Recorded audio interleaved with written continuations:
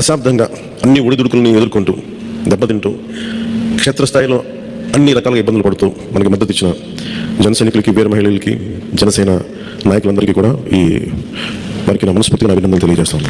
అసలు మనం చేసిన పోరాటానికి ముగ్ధులై 2019లో తప్పు చేశాం.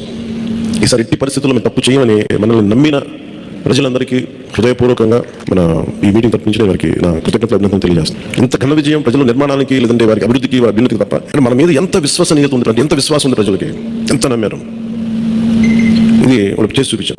క్షేత్రస్థాయిలో ప్రతి ఒక్కరూ అందుబాటులో ఉన్నారు నాతో సహా. ఎలక్షన్స్లో మనం చెప్పింది విద్య, వైద్యం, ఉపాధి, సాగునీరు, తాగునీరు అండ్ లా అండ్ ఆర్డర్. ప్రజల మాన ప్రాణ ఆస్తుల సంరక్షణకి మనం చాలా చాలా జవాబుదారీతనంగా ఉండాలి. అలాగే పాత తరం రాజకీయాల్లాగా కూర్చోబెట్టి మన పవర్ని ఎక్సర్సైజ్ చేస్తూ ఉంటే కుదరదు.